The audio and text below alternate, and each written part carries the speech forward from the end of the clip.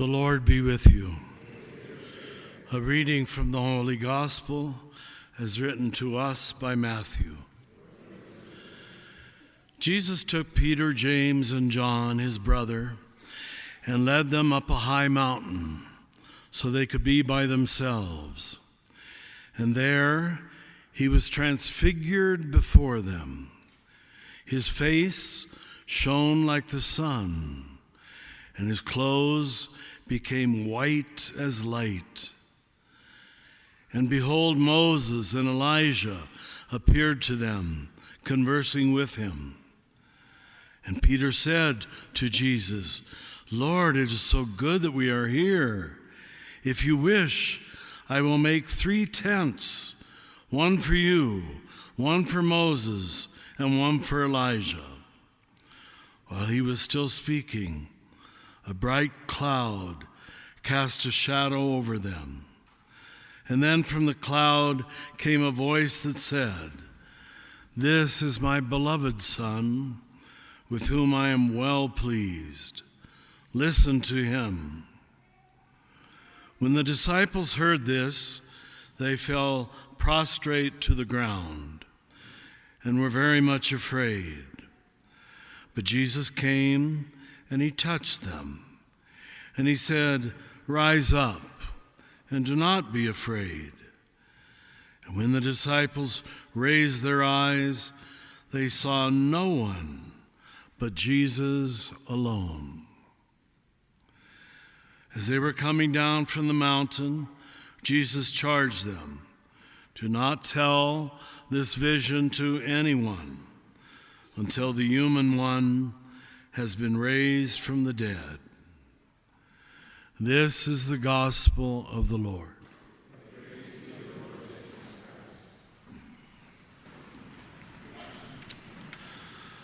Okay. This is a wonderful gospel. It's almost like a painting more than a reading. And for many people, it's their favorite mystical painting because it's all symbolic. Everything is symbolic. Now, we aren't used to reading that way, unfortunately. So let's just give you a few hints. Now, first of all, this is Matthew 17. In the preceding chapter, Matthew 16, Jesus has been talking to the larger crowds. And they're largely either misunderstanding him or fighting him. So he winnows it down to the disciples, those who were in somewhat of the in crowd, although maybe only in the early stages of conversion. So this gospel is always read on the second Sunday of Lent because Lent should be about conversion or transfiguration, as the word is used here. So he's talking to the smaller crowd, and when you know it, they don't get it either. In fact, Peter, who becomes what we call the first pope, actually fights him on this prediction that he's going to go to Jerusalem and be killed. He says, "No, you're not. I'm going to save you." And Jesus says, "Get behind me." The only time Jesus calls anybody a devil is Peter. Did you ever know that? Our first pope. So it shows you can be way at the top and still miss the point. Huh? I don't know why we didn't notice that. But anyway, Peter is still the leader, and now he goes from the crowd to the disciples to the 12, now to the 3. He's narrowing it down. Who's ready for this message? Peter, James, and John. He led them up a high mountain by themselves. And there he was transfigured before them. Of course, there's many interpretations of this. Is this really the risen Christ story put forward in time? We don't know.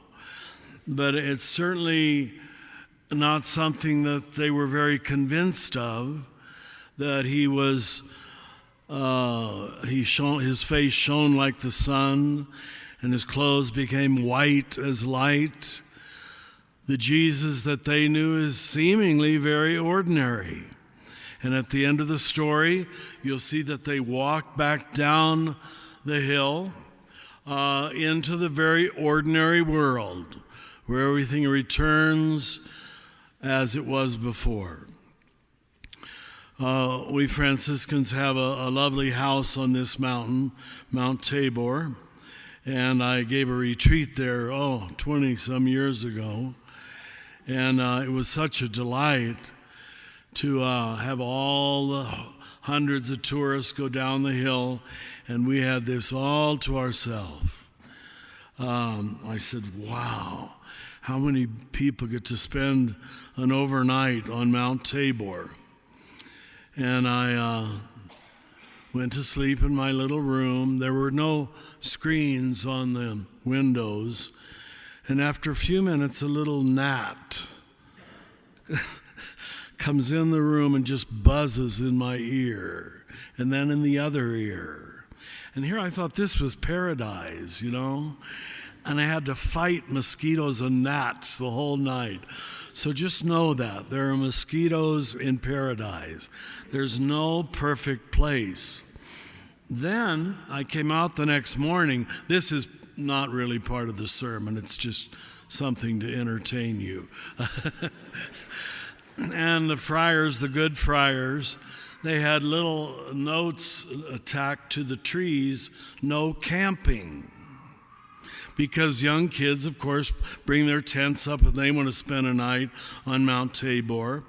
And I thought, how ironic. If you wish, I will make 3 tents here. One for you, one for Moses. So they're still trying to make tents there, but we still prohibit it. No, sir. No tents on Mount Tabor.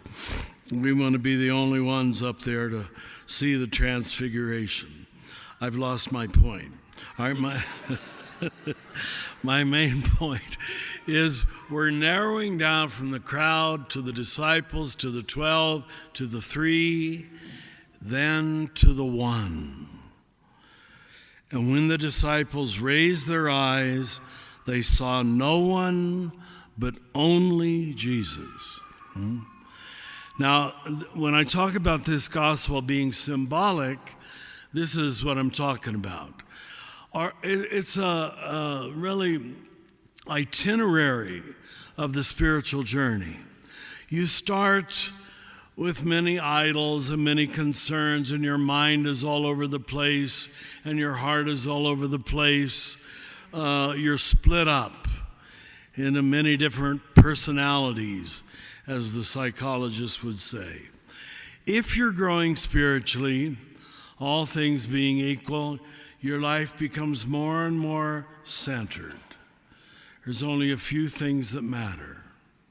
It's very interesting. I see a lot of people right now, because of the coronavirus, thinking this way. That, we're all in this together, every nation, every continent, the rich as well as the poor, the Buddhists as well as the Catholics, the blacks as well as the whites, the gays as much as the straights. All of our distinctions mean nothing. We're all subject to this. Suffering has that ability to pull you into oneness. Maybe you've seen it happen in your family. It's marvelous because it almost seems like a miracle. I had my sister's funeral last month, and went home to Kansas, and all the family was there, of course, for it. And there aren't, I don't think, any big resentments or anything in the family, but still the suffering and the acceptance of that suffering of my sister in her death just brought us together in the most beautiful way. It was just such an honor to have the funeral for my own family and for my own sister. So that's what we see happening here. He's leading them through the transfiguration experience. He's preparing them for the cross and saying it's going to come, and be ready, and it's probably the only thing that will transfigure you. There's only two major paths by which the human soul comes to God. The path of love, great love especially, and suffering, great suffering. And they finally come down to great suffering. Because if you love anything greatly, you will eventually suffer for it. I promise you. When you're young, God hides that from you. You think it won't have to be true for you. But to love anything in depth and long term, you eventually must suffer. And so when they raise their eyes, they see nothing but one image, Jesus. Their life has become fully focused and simplified on the one thing that is good, the one thing they desire, and the one thing that is necessary. Then he leads them down the mountain, back into the ordinary world, where apparently he looks ordinary again. And then he ends with a line that to me was always a disappointment. Don't tell anybody about what just happened. And I guess you can all interpret that however you want. And I'm not saying mine is the right one, but it seems to me he might be saying that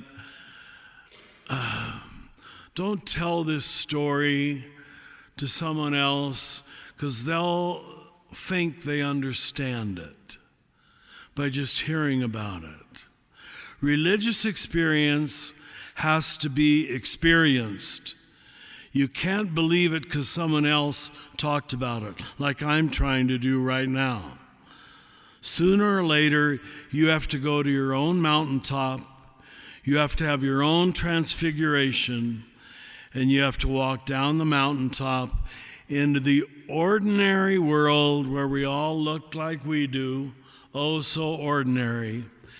And remember in the ordinary what we just for a moment experienced in the white light.